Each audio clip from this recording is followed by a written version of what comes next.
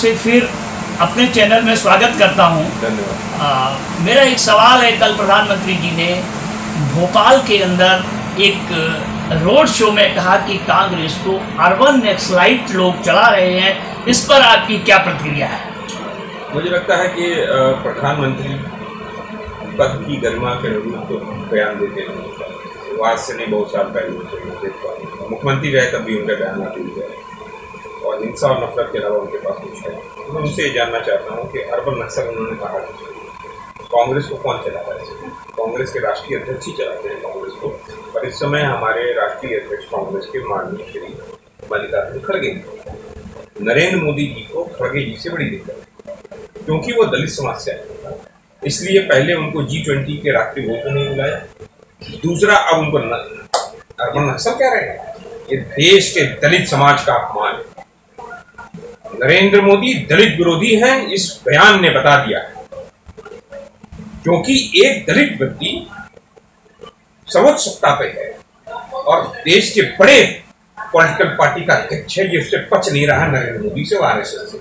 इसलिए गाये बगाए वो जो है वो हमेशा जो है उनके ऊपर मल्लिकार्जुन खड़गे जी के ऊपर हमला करते हैं। सर, एक सप्लीमेंट क्वेश्चन है इसमें कि जब आपने कहा कि ये भारतीय जनता पार्टी को पच नहीं रहा, आरएसएस को पच नहीं रहा, वो दलित विरोधी है, तो भारतीय जनता पार्टी कहती है कांग्रेस के अंदर सिर्फ फॉरवर्ड लॉबी आगे रहती है, वहां दलितों की कोई इज्जत नहीं होती है, तो आप इसको किस रूप में देखते हैं?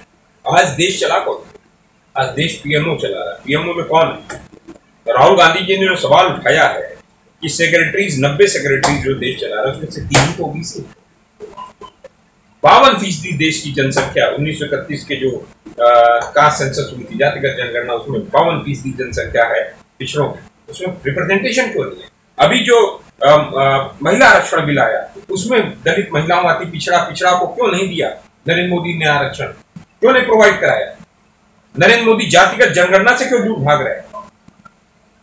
अगर असली इस देश के अंदर अति पिछड़ा दलितों का कोई विरोधी है, महिलाओं का विरोधी, उसका नाम, संगठन का नाम आरएसएस है और उसके प्रचारक के रूप में नरेंद्र मोदी जो प्रधानमंत्री।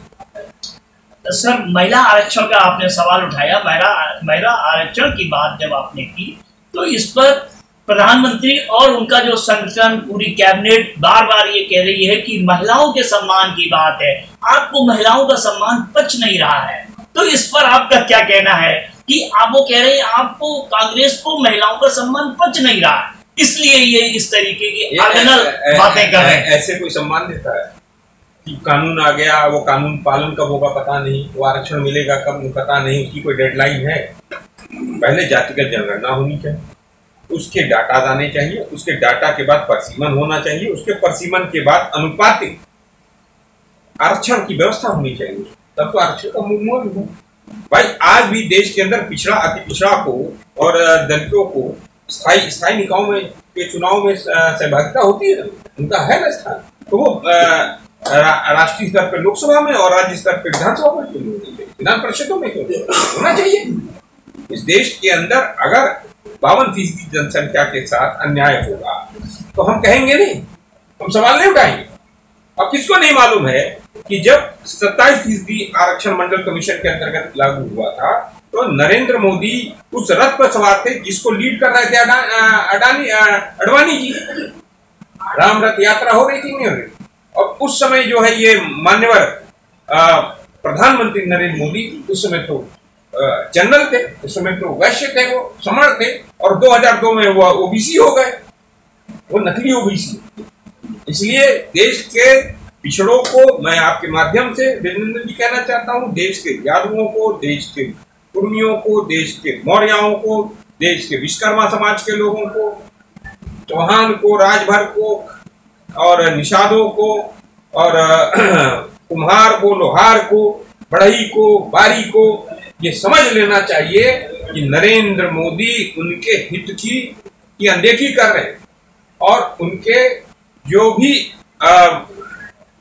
पद हैं वो खत्म कर दिए। अभी एक लिस्ट आई है उत्तर प्रदेश के अंदर, असिस्टेंट प्रोफेसर बनाए गए हैं, ईडब्ल्यूएस के उसके बाद तो बना दिया, एक भी ओबीसी का कैंडिडेट नहीं। अभी आई है, आज ही आया, पब्लिश हुआ है। क्यों ऐसा हो रहा है? ऐसा क्यों हो रहा है?